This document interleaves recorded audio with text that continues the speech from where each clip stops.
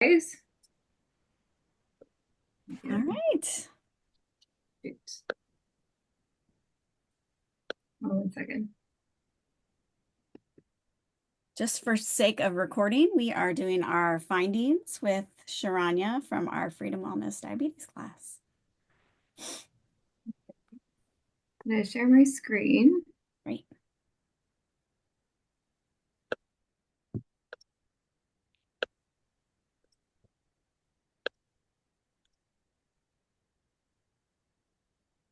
Oh, Okay, perfect. So this is my evaluation of the Freedom Wellness for Diabetes Prevention and Management Program.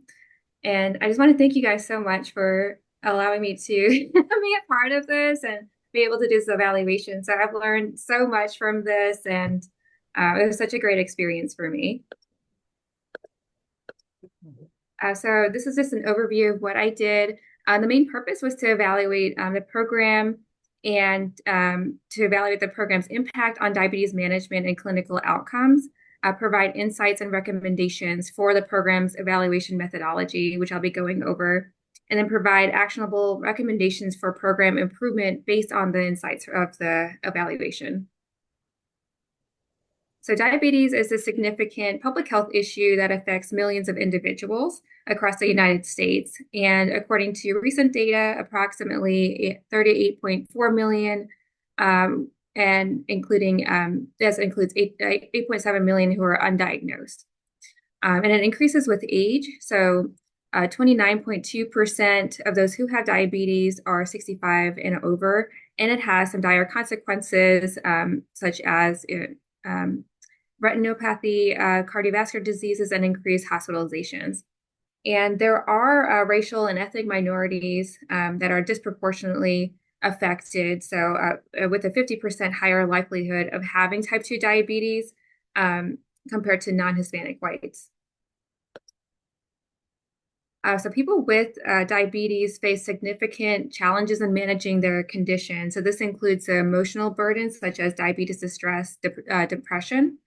And what's interesting is that over 50% have not received adequate diabetes education. And this is something that we know as dietitians, and even fewer consult a registered dietitian. So some keys for effective management of diabetes is to really build that patient trust and engagement, to offer support for lifestyle changes, including nutritious diet, regular physical activity, and skills for disease management, and routine care, including adherence to regular medical checks and educational sessions. So incomes programs like yours and other diabetes self-management education and support programs, which have evidence-based and quality services that emphasize patient-centered services. And there's many benefits of DSMES programs, such as a demonstrated ability to reduce A1C, which is comparable to medications without the side effects.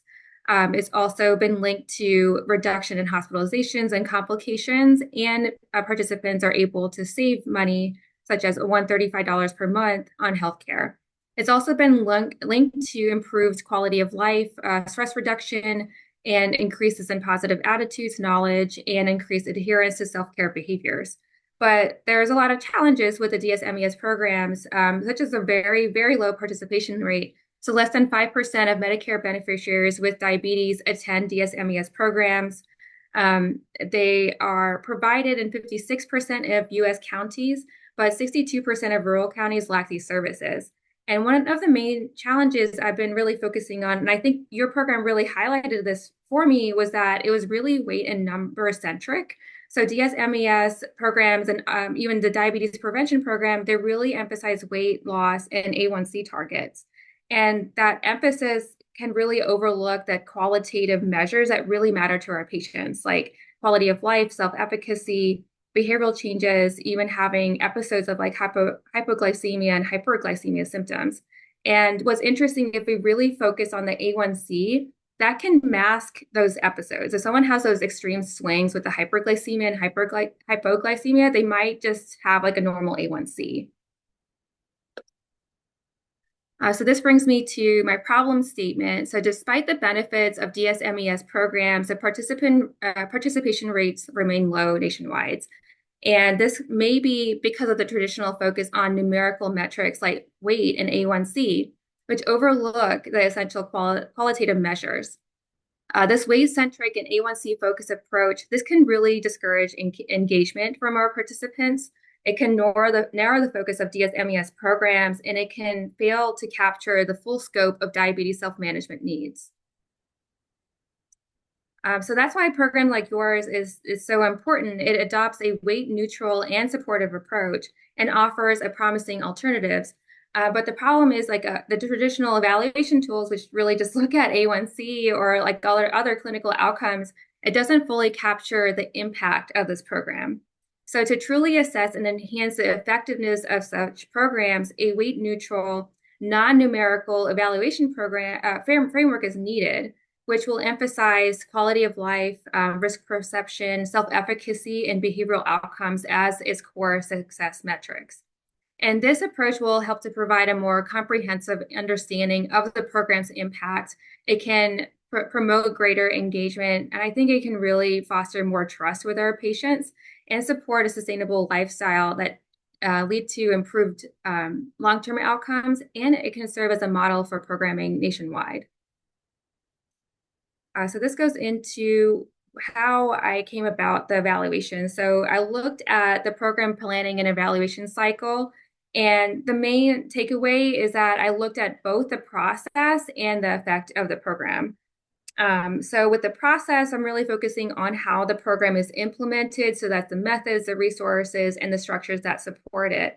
And then the effect is looking to see about the program's impact. I didn't get to look too much in the process, but I do have tools that I can share that can help in terms of quality improvement when your program grows. But in terms of process that I did do here, we looked at the satisfaction rate, feedback, and attendance. And in terms of effects, I gathered a lot of validated surveys that assess how the program had an impact, not just on the clinical outcomes, but also on attitudes, behaviors, and knowledge of the participants. So the first step of an evaluation is to create a conceptual framework. So that really helps us to map out and understand what influences diabetes outcomes and self-management. So on the left side, you can see the foundation. So that's the demographic variables, the psychological characteristics, and clinical and modifying factors. So these can all influence our behavior and our motivation to enroll in programs like DSMES. So the demographic variables, so that's going to be like age, sex, religion, ethnicity, marital status, education, occupation, and social determinants of health. And then we have our psychological characteristics. So that can be like personality, peer group, pressure, diabetes, distress. And then we have the clinical and modifying factors. So that could be the duration and type of diabetes, family history, comorbidities, cultural characteristics, and the quality of the patient-provider relationship. And together, all these factors really set the context for each individual's diabetes care needs. And then moving to the central section, we have the perceived susceptibility to perceived severity. And this is really key because this can affect a person's motivation to manage their diabetes. The more a person believes they're susceptible to diabetes complications or understands the severity, they're more likely to engage in self-care. And we also have perceived benefits and perceived barriers. So if we really believe that the barriers outweigh the benefits, we'll be less likely to attend these classes, right? And then self-efficacy, I think that's the most crucial. The more that we believe that we can perform behaviors, the more likely we'll be able to do it. And then we have in the middle there, we have the diabetes program. And then to the very right, we have all the outcomes at multiple levels. So that's divided into the immediate outcomes. So that's going to be our risk perception, our knowledge improvement, stronger intentions for healthy behaviors, enhanced self-efficacy, and better problem-solving skills. Then we go into the intermediate outcomes. So that's going to be the actual behavior change. So the healthier eating habits, the increased activity, regular monitoring, and medication adherence.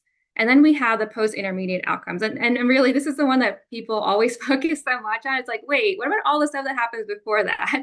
So that's going to be the A1C, the blood pressure, cholesterol, time and hypoglycemia, and then improve functional status. And then we have the long-term outcomes. So reduce diabetes complications, sustain glycemic control, improve mortality rates, decrease hospitalizations, and cost savings.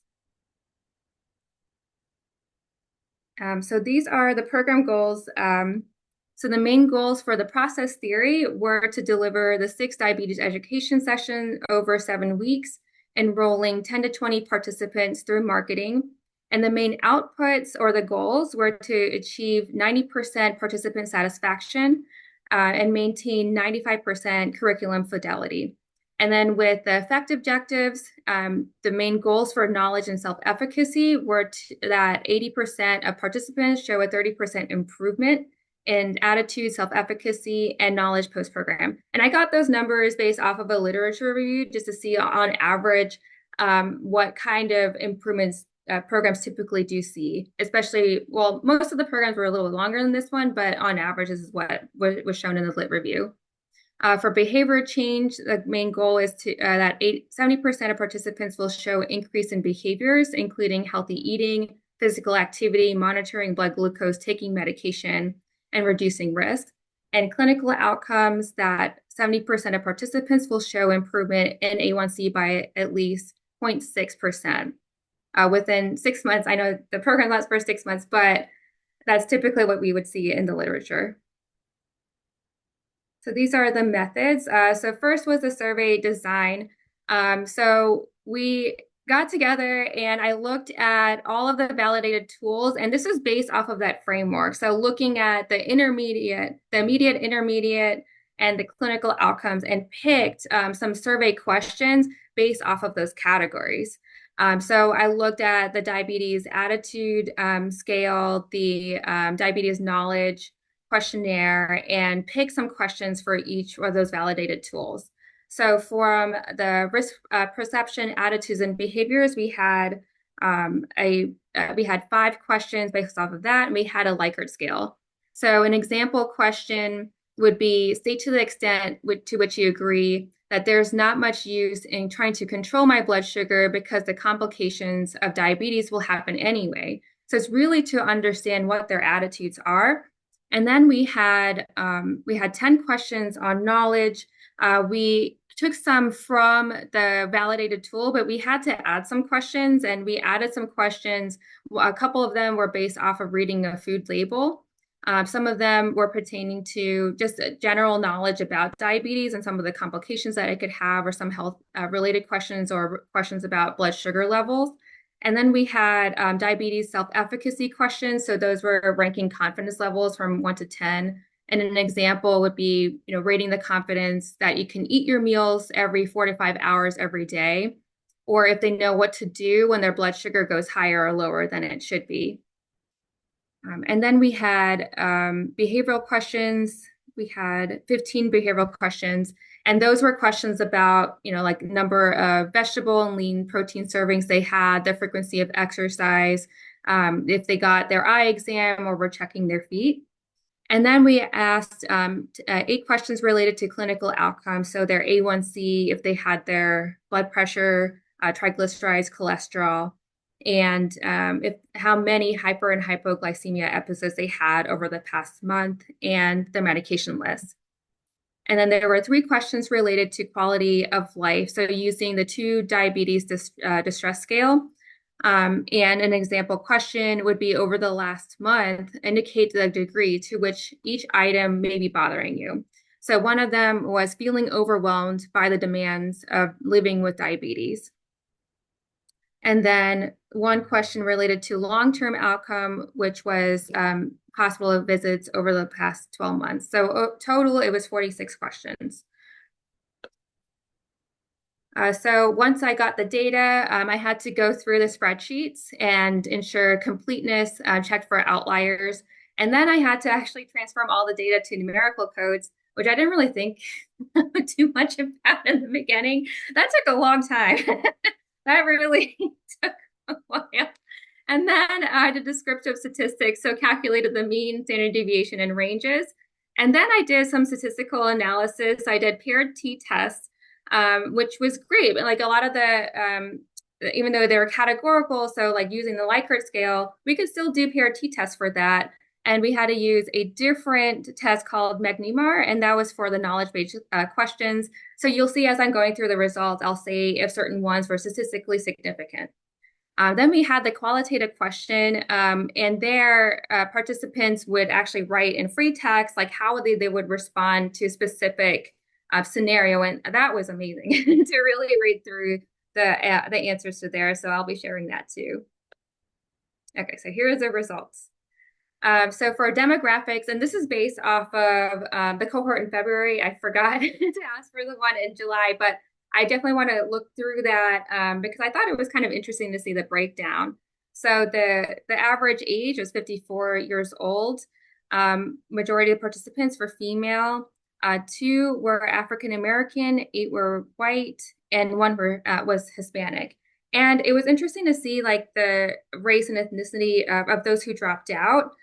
It was, the minorities were the ones who were dropping out. So that would be something that we can definitely look into later on too.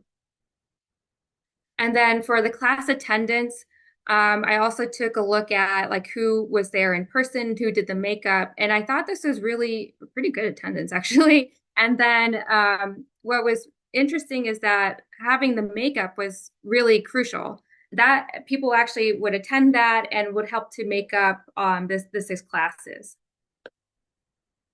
In terms of survey completion, 9 participants completed the pre-survey and 7 completed the post-survey in February. And then in July, 11 participants completed the pre-survey and 9 completed the post-survey. So in total, I aggregated 16.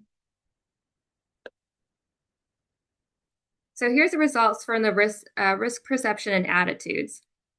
So there were 5 questions here. So if you remember, the first question, it would be to rank if they strongly agree, to if they strongly disagree on specific statements. So the fatalistic belief is if they believe that it doesn't matter like what they do, they're going to have diabetes complications anyway. So the higher score would relate to strongly agree. So their fatalistic belief actually decreased, which is awesome. And then their risk perception, if they believe that diabetes is a risk to their health, that increased. If they believe that diet was important in managing their diabetes, that increased.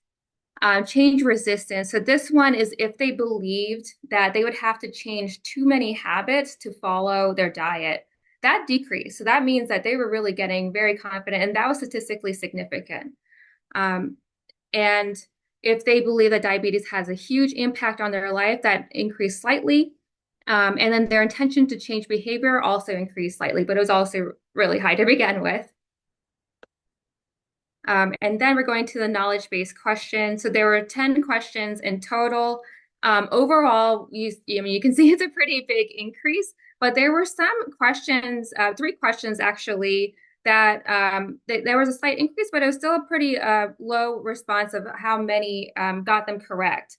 So the first one was the medication belief. So that one was it was a true or false question, and it was asking if they believe that medication can cover their diet. So that could be a question that we might have to throw out. It may be something that they didn't really quite understand, or it was worded wrong, which happened a lot with a lot of the validated questions.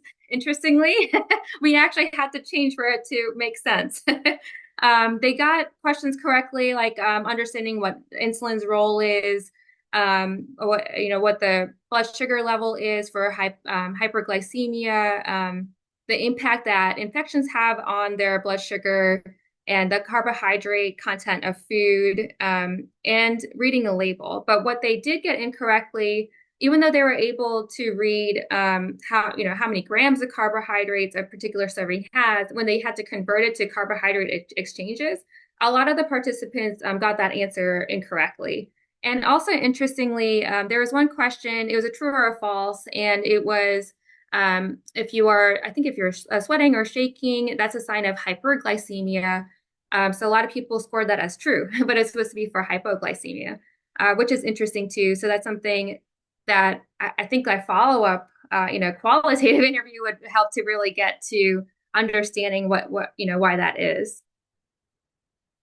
In terms of confidence, there were 4 questions related to confidence in which they were ranking from 1 to 10, 1 being the lowest confidence and 10 is the highest confidence on specific activities. So 1 is, the meal timing, like if they're able to eat every 4 to 5 hours. So that increased, and that was a statistical significant increase. The next one is environment. If they're able to eat while in specific environments, like in their family, and that increased as well. Their ability to maintain their blood sugar within a certain range, that increased and is statistically significant. And same with being able to manage their diabetes, that also increased statistically significantly. In terms of healthy behaviors, this was really interesting. So their vegetable and protein intake stayed the same. So I have questions about that. I wonder if it could be, and I mean, for a lot of times, I notice this with my patients too, like when they're counting their vegetable servings, I feel like they're eating more than they're actually like reporting, because a serving is really small. I mean, it's half a cup cooked or 1 cup raw. So I think that's something that we might, in a follow-up like qualitative interview, could really understand there. And then in terms of, and then there's 2 questions that we added for the July cohort. So it was how often were they meal planning? How often were they practicing mindful eating practices and stress management techniques? So all of those increased slightly, which is really, really great to see. Physical activity was another one I was really surprised with. So, and this is the average number of moderate and vigorous physical activity minutes per week, and it was 70. But I was looking at the frequency of each one. Majority of participants scored as 30 minutes or less per week. So I think there was 1 participant who had a higher number, so that's why the average was higher. So that's something else we probably want to check in with the participants to see maybe what were some of the barriers for physical activity. And same thing with strength training. Not a lot of people were engaging in strength training. In terms of medication and monitoring, that increased slightly for glucose testing, which is really great. I know that's something that Nancy and Hannah really emphasized and even demonstrated. So I think that was really, really great. So it went from, and these are days per week that they did the testing. It should be out of 7. So that's 2 days, and an increase to almost 3 days in the week. Medication compliance, it's out of 7. We'll pretend that there. So it went from, so it kind of stayed the same there. Oh gosh, the next the next graph should be out of 1, not 2. So it's so 1 is if they did their eye exam over the past 12 months. So if you're thinking about it as a percentage. So basically like 70% of them got their eye exam. And then checking their feet had increased, which is really great. So it went from 50% to 80%. So I think that's awesome. I think that's something that you guys focus in the class as well. And here are the health outcomes. So we're looking at the A1C levels from pre-intervention to post, and that decreased by 0.2, and that was statistically significant. So it went from 6.6 to 6.4. Which, I mean, it was low to begin with. So it's kind of great to see that there was even a decrease. I was surprised by that. So I was looking at the A1C levels. Some of them had like 5.9. I was like, dang. I mean, it's barely even anything. So to see that decrease, I think that's special. And then I think what's more important than the A1C is looking at the days that someone has hyperglycemia and hypoglycemia. So I had to take a look at this. Some of them did not know. I think there were 4 participants that did not know for each one. So I had to report that as 0. But for hyperglycemia, it went on average 3.8 days in a month to 0.2 days in a month. I think that's really good. And then hypo decreased slightly from 3.1 to 2.5. And there were no number of hospitalizations in either time. And I think maybe because the 7 weeks is a really short period of time to really see a change in that, that's more of a long-term health outcome. And I thought this was really interesting to really look at the percentage breakdown of those who had those hyperglycemic episodes. So the color in the blue, that's going to be the pre-intervention, and then the red intervention. So those who responded as never had a hyperglycemia episode, that increased by 20%. Having 1 to 3 times per month, that stayed the same. Having it 2 to 3 times per week, that decreased to 0, which is really good. Having it almost daily, that was the pre, and then post, that went away. So I thought that was really great too. And then for the hypoglycemia episodes, the percentage that stated never, that increased again by like 20%. There was about 12% who had the hypoglycemia episodes 1 to 3 times per month, and that decreased to 0. We still had one participant who was experiencing it daily. And then we still had about like over 20% who did not know what their numbers were. And there, it was interesting. I was looking at who responded that they had the hypoglycemia daily, and that same participant, their A1C decreased from 6.4 to 5.9. I think I also need to take a look at their medication too to see if they're on insulin. But you can kind of see how the A1C can mask some of the, the hypoglycemia episodes. So for the blood pressure, oh gosh.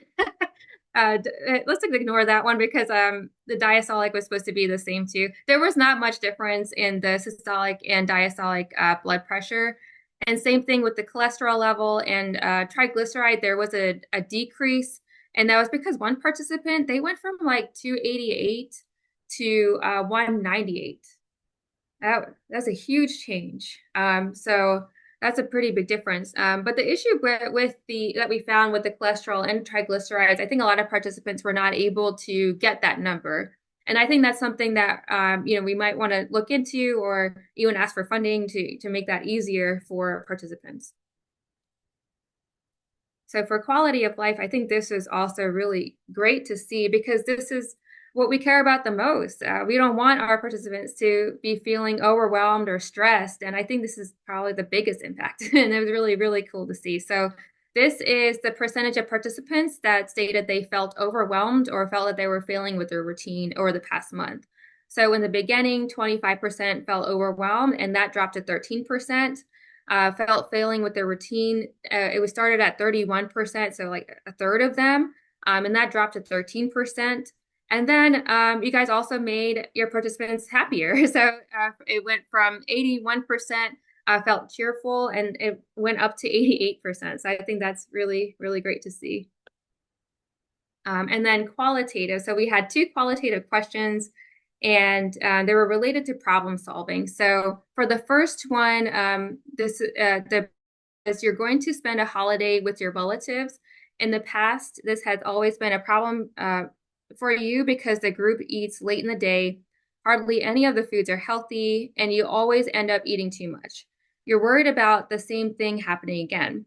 In your own words, describe how you have dealt or would deal with such a situation.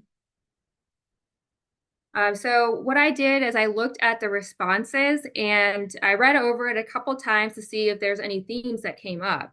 So there was a couple really strong themes. So one was the relationship with food that really changed. Also their self-efficacy and their proactive planning and just their autonomy and self-care and responsibility.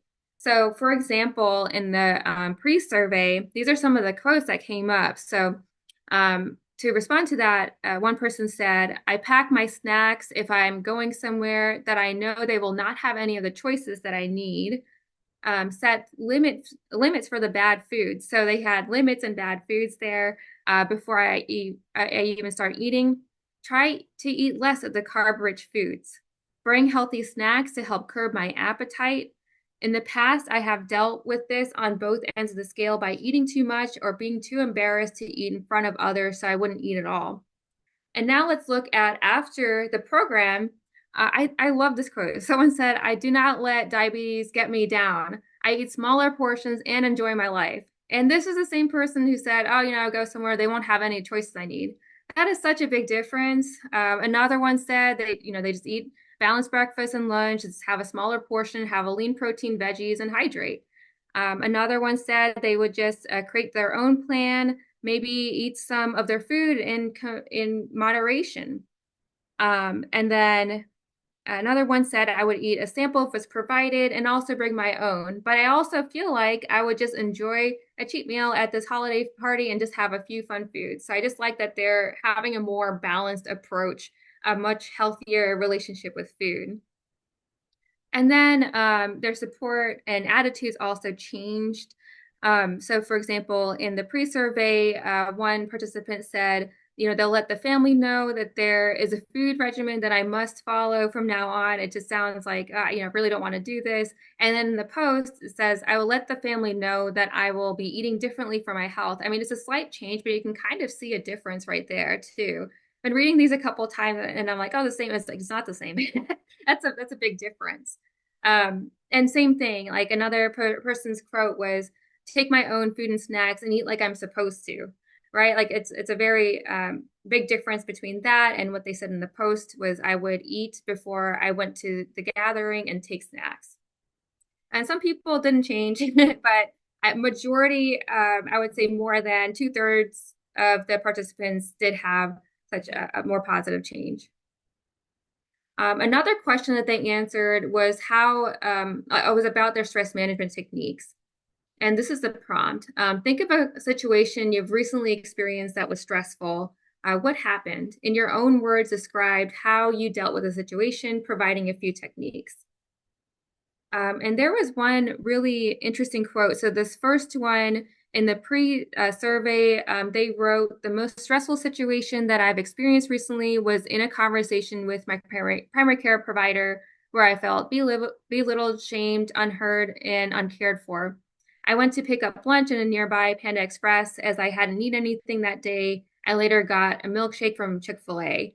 And then in the post, they talked about all of these techniques that they learned from the class. So stayed calm, took deep breaths while communicating, stayed mindful, and it had some other approaches like talking with their husband, writing in the journal. So they really expressed how they've really learned a lot from the class related to stress management techniques.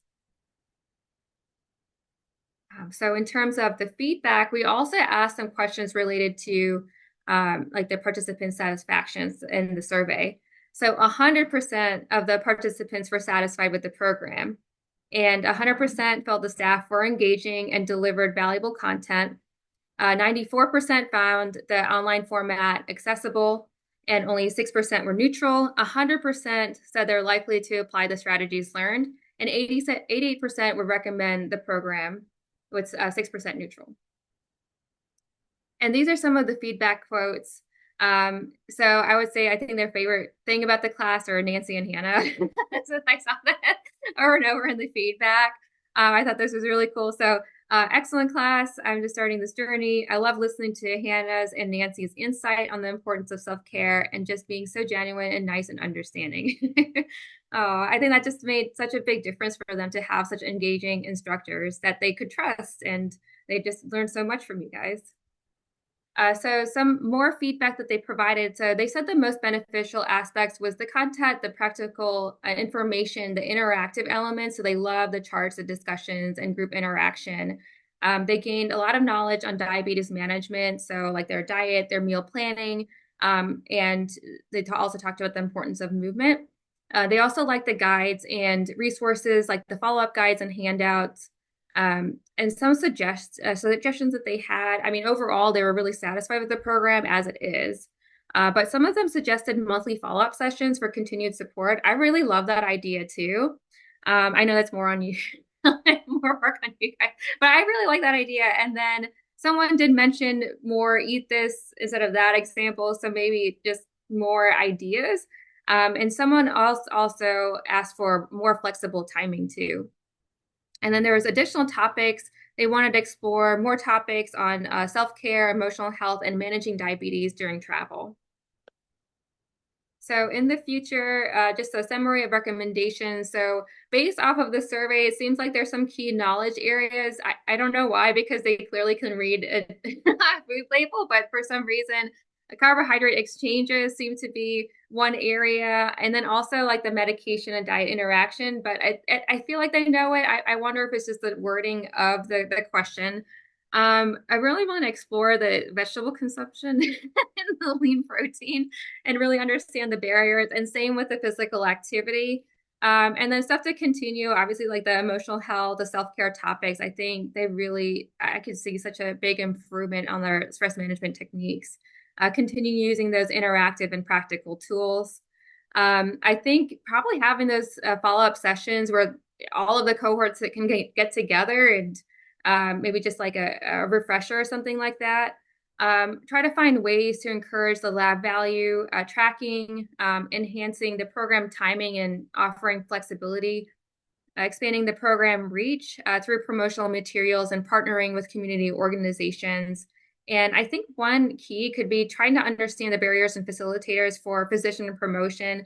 I did see that there was another dissertation that was done, I think it was just last year, where they did interview primary care physicians to ask them what their barriers and facilitators are for referring their patients to diabetes programs. And in there, some of them just said they just didn't know when to approach that topic with patients or what to say. So it could just be like, oh, here's what you can tell them or something like that. But I think it depends on our for our physician population. And offering, this was another one, a recommendation I saw, I think like for one diabetes program was offering incentives for attendance or lab values. So steps for future studies. So these are some things that I would be interested in would be to follow up with like a qualitative interview with the participants and physicians who are referring. So some examples for the participants would be to ask like what motivated them to participate in the program, to really understand like what was it that got them to participate, and then like what were those facilitators. So maybe that's something that we could try to get more people into the program, or what were some of the challenges or barriers they faced in attending or completing the session, especially those who dropped out. That could be part of an interview question that we can ask those who dropped out of the program. And then for the physicians, asking them if they're, aware of the diabetes program, what is their opinions and impressions of it, and what would make it easier for them to promote it to their patients. And then having, even like a follow-up survey 6 months or 1 year post-program, just to see the sustainability and long-term health outcomes. So again, I wanted to thank you guys so much. I learned so much from this. And I'm curious what you guys think about the recommendations and about the steps for the future study. Yeah, oh my gosh, this is so awesome and helpful, Charanya. Thank you, thank you, thank you. A couple things. So it's funny because all along I've been like, so originally the class was over 12 weeks and then we shortened it to Okay. 6 weeks. And Oh, I like that better. And then okay. I like send an email 3 months after to kind of check ins, kind of see. Yeah. But I do feel like I've just been trying to come up with an idea for like something that was more frequent, maybe something for alumni. And like one thing Yeah, I like that. like you picked up on the same thing. Like how can we continue to like make sure they're still going along with it? Um, like I know sometimes we'll do lunch and learns. I just made a Yeah. couple notes. Maybe a lunch and learn occasionally for former participants, or like maybe Hannah and I jump in there and do like some kind of podcast once a quarter or something like that.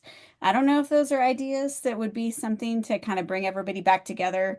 Um, because yeah, like a touch-up class or like some kind Would of it Yeah. be possible to have like a once a quarter or even like once every 6 months or something kind of in yeah, between the different sessions that you do, having a Freedom Wellness alumni group? So it doesn't matter if you yeah, were in February class or the May class, like, hey, this is maybe it's one evening at 5 o'clock or 6 o'clock, whatever the time is that you did maybe even 6 or 6:30 when you're yeah, doing the class, but having them come back for just that, like, whether yeah. it's minutes or 45 minutes and kind of having a few questions to work through, but getting them to just reconnect as a group and like, oh yeah, they're still doing it, or oh, I remember Sally from my class. Like that could even be like an alumni group that you could have. Yeah. I think that's a great idea. Yeah, I also thank you very much for all the work, Charanya. I Yeah. know that, I mean, just looking at all the slides, I'm like, man, just put those together and Yeah. then crunching the it was. numbers and everything. So thank you so much. I hope it was beneficial to you as a, Definitely was. PhD. Yeah. Uh, I am also like, since we've crunched it to the 6 weeks, when we sit there and we think about like really statistically significant outcome data, like, the hemoglobin A1C and like some of these things that are really gonna, you know, get recognition. Hmm. I think it would behoove us to consider a program, even if the classes may or stay in that 6 weeks. I do like the idea of the 6 weeks being like shorter because we've done it and we've prolonged it and people lose interest. So I Yeah. like that it's, closer together, but I wonder if we can call it the program, but the program really lasts a little bit longer to be able to capture that final hemoglobin A1C Yeah. and Hmm. have something in between those dates to be able to keep them engaged somehow. Again, I think maybe we might be able to get some better data that way. Yeah. What do you guys think? Yeah, I agree with that. And even because you had mentioned, Sharanya, most of the studies you were finding were 6 months. Oh, So yeah. Hmm. yeah. So no, Angela, I think that's a great idea. More than just like that program lasts that time. Right, Like it's a program, not just like a right. session. Yeah. Because it's I almost wonder, like they've got all that information and they need to practice it a little bit, right? Right. right. That's true because we can see the sustainability of their behaviors. And I think that's like really Mhm. important. I mean, and maybe we're too close to the 6 weeks to not even see the improvement in their behaviors too, because it takes a Right. while for Yeah. things to sink in. Because it's Right. like their attitudes are changing, but from there to the behavior change, that could be like another few months. Right. Absolutely. Okay, let me ask this. We do the smartwatch. Yeah. Could we shift to when that is done? Like we've been doing it right as the class ends, you showed up 6 times. Could you say like, hey, the follow-up to this is that at 3 months out post class or 6 months, whatever you wanted to do, then that's when the watch is given or something else is given, or even change it from a smartwatch to like a, you know, say with the values $200 cash or whatever. I mean, could you come up with something to where it's like that piece also has to be completed because that would help us with the longevity of our kind of numbers too. I Well, I don't know. mean, that would be the end of the program, right? Like, I mean, if Yeah. we're extending the program, then the program includes some other, data collection and possibly, ongoing involvement for their benefit. I mean, for sure. And that's how we would market it, I mean, right? definitely the smartwatch makes a big difference in their attendance because Yeah. um when I look, because I don't know if there before I came on the class before, I don't know that a smartwatch was given for that one, and the attendance was not near as much as the other ones. So Agreed. I Every definitely think there's program a we've given it connection. out. Yeah. But you guys have been probably better at promoting it and reinforcing it and that kind of stuff. Well, and I think our makeup classes were easier because now we're recording them and they're on YouTube. So it's easier to get the makeup classes out there too. I think that was another issue. Yeah. If we kind of recreated like this is what the program entails, there's this amount of classes, you see your dietitian, labs have to be completed at this Mhm. mark. Because like all three of my people that were in your class last time or whatever, like I see all of them every month still, and so it's like we still have these ongoing conversations. We could be having the labs as a part of that. I think probably a lot of them stay in our system. Yeah, especially now that it's just us. Like I think that's like maybe one or two in each of the classes now are not already currently with seeing a Yeah. dietitian. Yeah. I think really looking at restructuring that just to Yeah. give us better data points may Yeah. be a Because it really good looks like thing. it's like it looks like it's going in the right direction, but I think enough time has not Mhm. elapsed. Yeah. That makes sense. And I Well, liked how you were talking about, sorry, I'm kind of jumping to something else. The barriers on the exercise. That's a good Yeah. thought because I was just looking at it because our next class is exercise. Literally perfect timing, Charanya. And like we talk a lot about what are strength, what is cardio, what are Yeah. some different ones you can do, but we don't talk a whole lot about barriers. What are some rubber meets the road barriers? So I think that's a really good thing for us to add in there. That's a yeah. good question. I'd be curious too, because you're Yeah. right. Because I think a lot of them are knowledgeable Yeah. about the effects of exercise.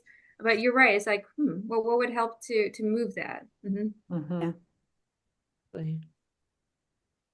I think we cover that a little bit, like with the exercise demonstration video. Like Mhm. it literally says like you can do this for 5 minutes at like on a break at work or something. So Yeah. we do that like a little bit, but we don't have really any discussion of like actual barriers for exercise. So that might be like a good discussion question Yeah. that we could ask them.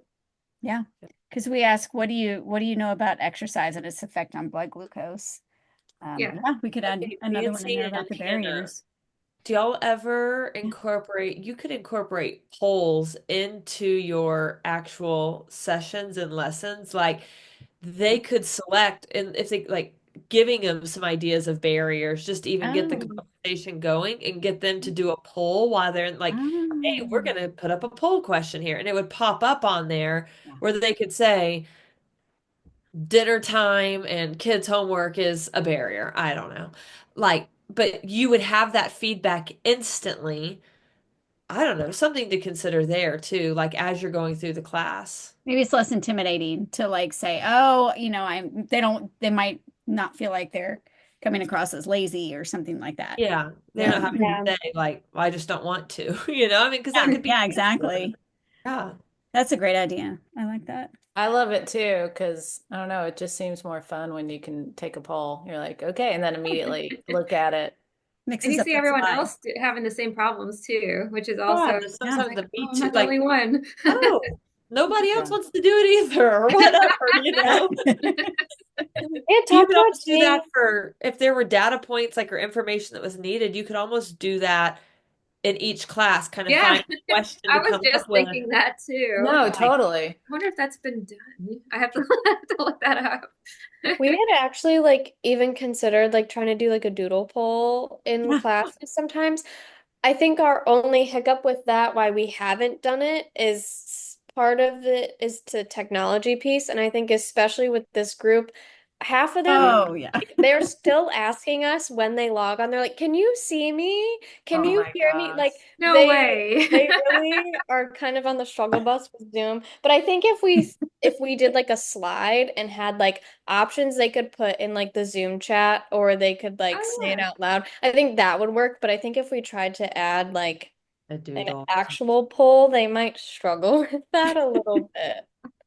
That's really funny. Actually, that's a Yeah. good point too. Like, have you noticed that could be a barrier, like the technology aspect? I mean, that Yeah. was a question we did ask on the survey, but most people were like, we're pretty good with it. So it's kind of funny you said that because this group has this for the first time. I think we have three that are Medicare, and like we've got this is a much older class than the last two have Okay. been. And they kept calling in to Elena and asking. They were scared to death about the Zoom. So Elena was really great at kind of walking them through. And if she was like, if she felt like it just needed to go a little further, then she kind of would be like, Nancy, do you want to call them and kind of check in? So Elena was amazing at helping walk them through all that. But yeah, that definitely crossed our mind when we switched to only virtual was, are we gonna, is that gonna, because one of them was in her 80s. And when we said, raise your hand if you've never been on a Zoom, there was like three or four of them. Wow. Yeah. But you know, the other piece of that, which is interesting, is like there is that technology barrier, but also for somebody who's 80, there's also like if it's an evening class, there's the driving barrier. A lot of elderly people Yes, you're right. drive Yeah, Good that's point, true. get out. Emily. And so it's like, I think that the reason there's less than 50% of participation for diabetes care is one, like the accessibility, but two, like you are dealing with an older population. And so Yeah, it's hard to get all whether it's technology, driving, whatever it might be, you know? Yeah. that's a good point. So I think like I'm just kind of thinking because so when this class ends, our next one's not till like end of February. So that would give Hannah and I some time to kind of look at some ways we can like restructure the program for 2025. So Whenever you guys can watch that video, it is like Okay. next level. I mean, it just made me think of that. These people, there's like two ladies on that SNL skit where they've never been on a Zoom call, and it goes pretty crazy. Oh, funny. Anyway, yeah, posted over there. yeah. No, Okay, I do think that yeah, brainstorming, I think it would be great maybe for you guys to do a brainstorm and then maybe come up with, you know, an idea for us to make a change, and then how can we maximize their adherence to what we want to capture in our outcomes. If it means that we do like a monthly thing or something to reinforce, like, is it possible to capture any of it through like insurance? If not, like, we definitely want to get some really good outcomes. We're very motivated. I don't know how much Hannah knows, but you know, we're actively pursuing a grant on this to be able to document and be able to publish data. So it is definitely a motivator for us to have the right numbers. So you guys get creative and let us know kind of what you think would be the best way to do that. And I'd love to hear what you guys come up with. It'll be fun. We like doing that. Yeah. When you say that's like a primary goal, like for the evaluation of the program, do you also have like other goals too to kind of understand like how to increase more program like participants, and also to maybe understand like some of the barriers like for physicians to enroll? Because I think that's like the main way that they're learning about the program, right? Right. Yeah. No, Either through totally. like referrals that we already have. Like Elena's given us a couple tools. It's called Leading Reach, where we'll send out some texts and we'll fax flyers to physicians. But that definitely is an area that we can grow in for sure. Okay. So I'm thinking about the grant proposal. So we will have like one primary aim. So it's going to be to evaluate the program. And I think like even coming up with like an evaluation model for programs like this, that's not that has like a combination of like the quantitative and the qualitative metrics. I think that's not as promoted. They were just focused so much on the weight, and they went like all the other species focused so much on the weight. So this would be different. But I think like that secondary piece will be to encourage more, because that's like public health issues. Like, you know, patients are not going to these programs too. Right. Yeah. No, I would love, like, I mean, it still makes me so sad we have such a great program, and, you know, we're happy if we get 10 participants, you know. Right. So, and we have so many people, so many clinics that refer to us. So it's like, yeah, I would love to be able to figure out a magic way. I know Emily and I have talked about me going out and reinforcing some relationships, you know, that already refer to us a lot. And so as I go about that, you know, obviously I'm going to be bringing information about the Freedom Wellness Program.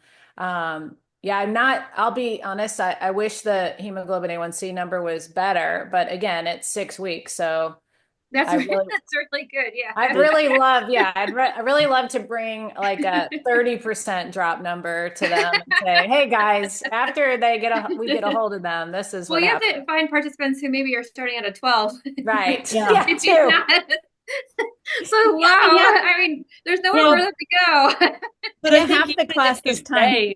X amount in 6 weeks, like that is Right. I think we need to really emphasize the 6 weeks instead of like our program. This was the drop. Like, this drop in 6 weeks. Like that could be. I could think really about ways to on a marketing page. But yeah, literally half our class this time is pre-diabetes, half is type 2. So the A1C is just Is it too scammy to like just look up endocrinologist offices and just fax a 1-pager over? Is that too? No. I do that. That's what I do. I send them to all of them. And I did create today one that's more of like a generic one too. I'll send it out to you guys that just says our virtual program in February, June, and October. Just more just generic that they could like Yeah. have up all the time even. So, I like that. but yeah. No, I fax them to everybody. Everybody's fax machines and emails. Yeah. Well, I know Just Emily and I I don't know them. even So I think that's where that personal relationship, that's I think where I feel like I'm lacking.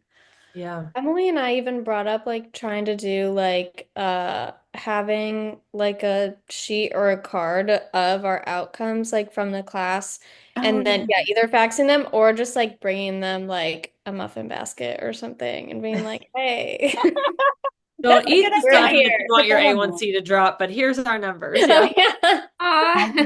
Maybe it should be a veggie I tray, like but that. Wait, that could Yeah. be something I can work on too, like a one-page handout of the Yeah. results. So I need to learn how to Canva. put that Yeah, on we the can give you infographic. access to our pro Yeah. Canva. Yeah. Okay, Yeah. that's a good idea. And that's something I could probably even compile the results from the previous cohorts. If we were just looking at the A1C, that's something you gathered. Yeah. And then Uh-huh. we could even do Mhm. subcategories of like those who had higher A1Cs. Yeah. And because Mhm. that's going to have a bigger drop. And I think that's something that the endocrinologists will be like, they care about, right? Like Yeah. they see the patients when they're like more far Yeah. progressed. Right. Yeah. Well, and to be fair, I mean, I guess if we were to follow this group, we can't say that these numbers, we can adjust these numbers, I guess, if we do like post follow-up or program includes this plus post support or Yeah. whatever is You the could say whole like program. 1 year after the Yeah. program, it was this. I Yeah. mean, that's still the program effect, I would say. Well, even if we can get like people from, February Mhm. now again, like Yeah. let's see what their hemoglobin A1Cs are now. Yeah. Well, Hannah saw one of them the other day. Stephen. Oh She had an yeah. appointment with Stephen, one of the guys from Okay. February. So yeah, they're still Yeah. here. Yeah, Yeah. Yeah, so we might be able to capture some of that. that's a good idea. Yeah. Yeah, but I think some of them need like some level of incentive, like you were saying, like maybe Yeah. we keep the smartwatch to like the 3 month mark, because I could Yeah. also easily, the class is 6 months, and even though Nancy will send out the email and be like, we need to check in, like they could easily just be like, and like not Yeah. do so. I do think the longer you keep the carrot out there, the bigger the prize needs to be, though. You know what I mean? Some people like, and yeah. Yeah. Oh no, we'll have to think about that. Yeah. Awesome. Thank you Awesome. Thank you so guys. much. Yeah, going through Awesome. this.